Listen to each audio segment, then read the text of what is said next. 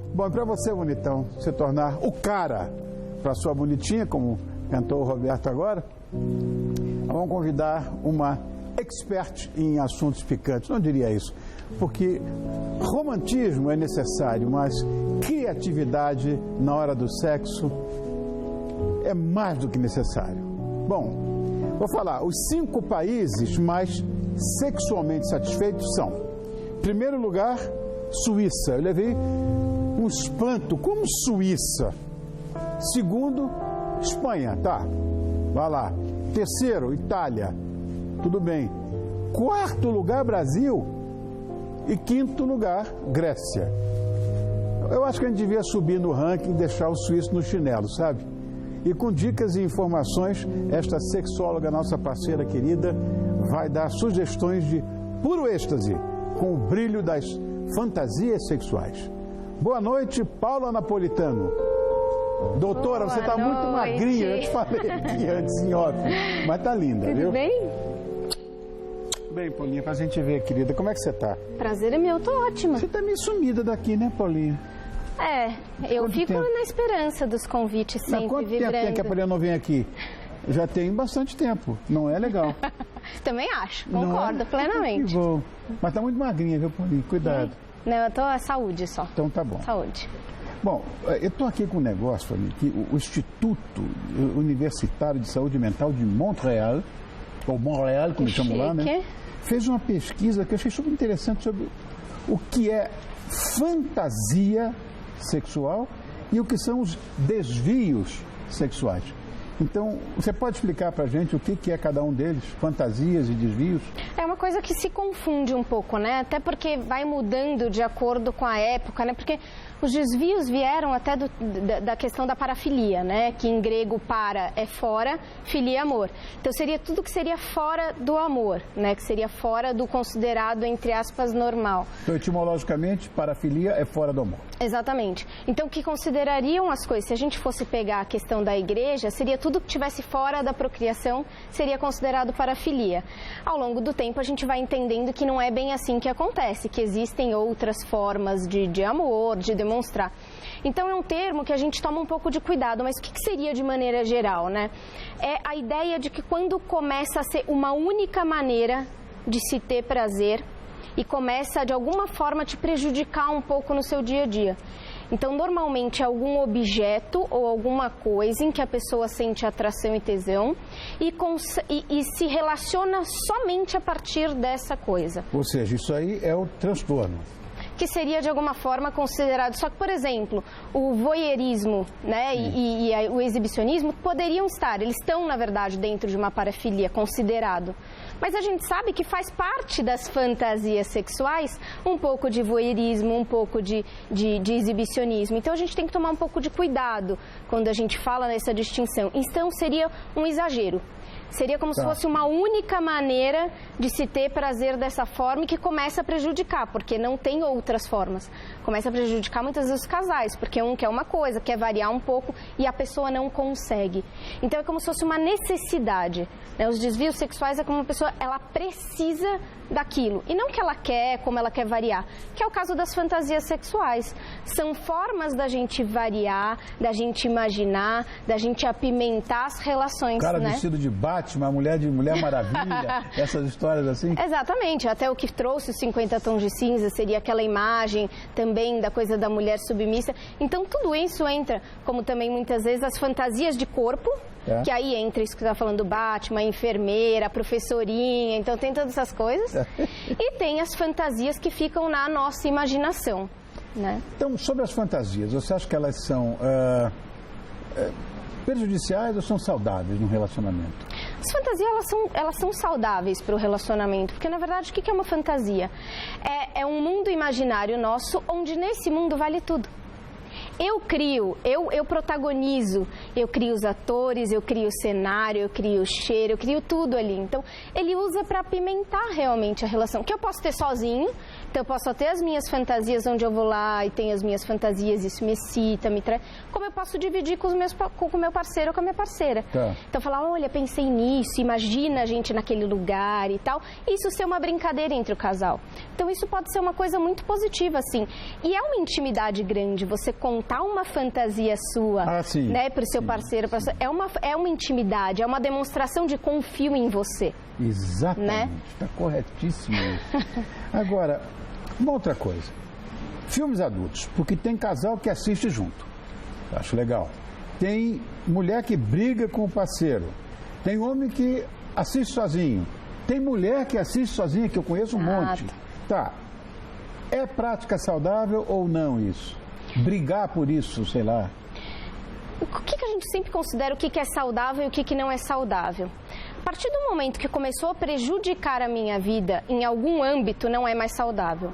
Então, assistir os filmes adultos, por exemplo, sozinho, como uma forma de... Porque muitas mulheres acabam ficando com ciúmes, como se estivesse trocando ela pelo filme pornô, pelo filme adulto, quando na verdade não é uma troca, são momentos diferentes, uma coisa, outra coisa, outra coisa.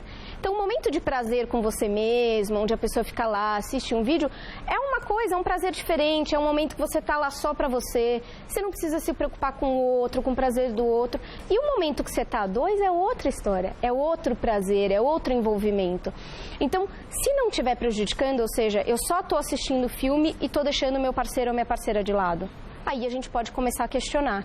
Então, é saudável ou não? Está prejudicando ou não está prejudicando? E aí vale a dica para quem fica com ciúmes.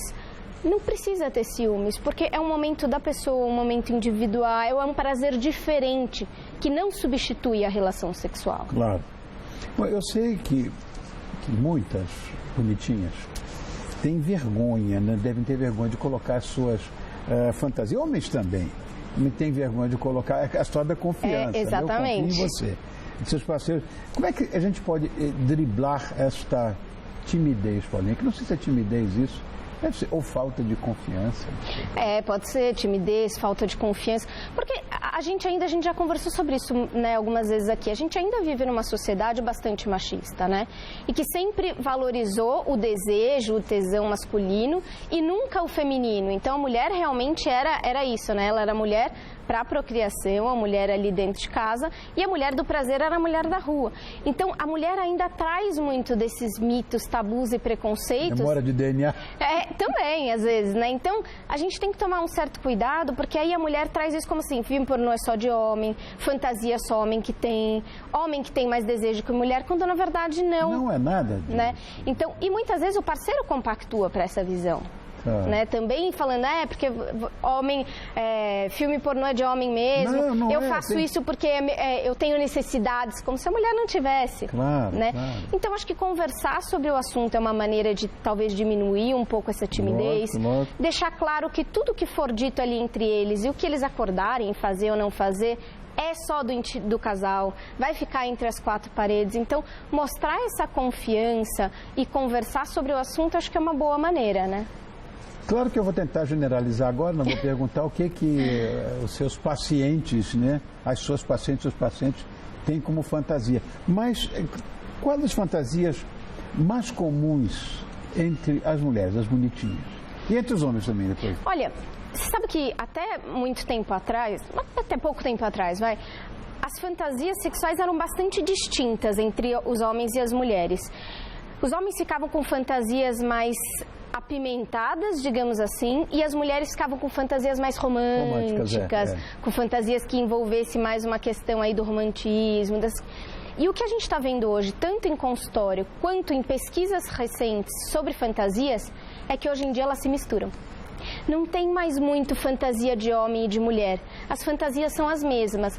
Muitas vezes está em ordens diferentes de importância. Mas quais são fantasias, assim, top 10, né? Assim, Ménage à Trois é uma das primeiras, assim, uma das terceiras. Ménage à Trois sempre foi, né? Sempre foi, né? Ménage à Trois com 2 mulheres e um homem, com 2 homens e variados. Tanto o Ménage à Trois quanto 4, 5, 6, 7, e aí vai, né? Mas essa é uma das fantasias comuns, né? Sexo com uma pessoa desconhecida, também é uma fantasia bem comum, tanto em homem quanto mulher. Sexo em lugar público, então aquele medo, aquela questão de talvez ser descoberto numa praia. Então essa é uma fantasia bastante comum. A questão de ser dominado e dominar é uma fantasia também bastante comum nos homens e nas mulheres, então essa questão... E cada vez mais os homens estão assumindo também um pouco, que às vezes eles gostam dessa coisa também de ser dominado. Exatamente. Então tem essas fantasias. O próprio exibicionismo e o voyeurismo também são fantasias. Então, no final das contas, está se juntando um pouco essas questões, né? Ou os homens também estão tendo mais coragem de dizer que às vezes eles querem uma coisa mais romântica, que eles querem umas coisas mais preparadas, e as mulheres podendo dizer que elas também querem coisas mais apimentadas e às vezes um sexo mais bruto, com pegadas mais fortes, né? Paulinha, como profissional, o que você acha que, em relação às fantasias? Devem ficar apenas na imaginação ou devem se transformar em realidade? Olha, isso é bastante delicado. Elas podem ir para a realidade, desde que seja um acordo muito bem acordado entre o casal. Porque eu já tive experiências de casais que trouxeram a fantasia para a vida real e foi muito legal. E eu já tive casais também que isso tornou um problema enorme entre o casal. Então vamos dar um exemplo do ménage à trois. Vamos supor que eles tenham a vontade de fazer, conversem, falem assim, então nós vamos praticar. Precisa ter algumas conversas. Primeiro, buscar alguém que eles já conhecem é muito delicado. Porque o que envolve aí no meio? Muitas vezes envolve ciúmes, a pessoa acha que está dando mais atenção para outra pessoa, ou que nunca fez alguma coisa que está fazendo com outra pessoa, então não tá, ou que está sendo excluída alguém ali no meio da relação. E aí isso às vezes quebra a confiança do casal, quebra essa intimidade do casal. Então o ideal é que aí busquem alguém de fora, alguém desconhecido, muitas vezes uma profissional ou um profissional que esteja nesse sentido. Mas é muito importante, então, eles conversarem antes, colocarem as regras, o que pode, o que não pode, o que eu me sinto à vontade, o que eu não me sinto à vontade. Mas não só isso, depois conversar de novo. Porque muitas pessoas acabam achando que a partir do momento que foi aprovado, que vamos fazer, é porque vai ser ok, vai ser ótimo. E às vezes não. Às vezes a pessoa trazendo para a realidade fala, eu preferia ter deixado só na fantasia. Eu prefiro continuar deixando isso lá. Então, conversa antes e conversa depois é muito importante. Mas as fantasias, elas podem ficar só nesse imaginário, porque justamente no imaginário vale tudo. Você constrói os detalhes e você faz do jeito que você realmente quer. E às vezes na realidade não acontece como você realmente quer. Exatamente. Né? Amor meu, obrigado. Aquela música, aquela placa ali, encerra, aquilo me incomoda tão profundamente. A gente precisa ter mais vezes desses assuntos. Paulinha, vê se não some, né, Paulinha? Quem é que faz a tua pauta? É aquela bonitinha ali? É a Maíra que faz? É. Ô, Maíra, quer trazer mais a Paulinha? Então tá bom, tá fechado, pronto, já falei com a produção. Ótimo, já fico Obrigado um ano por ter feliz. vindo. Paula Napolitano, sexóloga, psicóloga, parceira do programa de tanto tempo, querida e agora magrinha, para meu desespero. E admiradora. Obrigado, desse meu amor. apresentador maravilhoso. Obrigado, meu amor. Muito obrigada a você.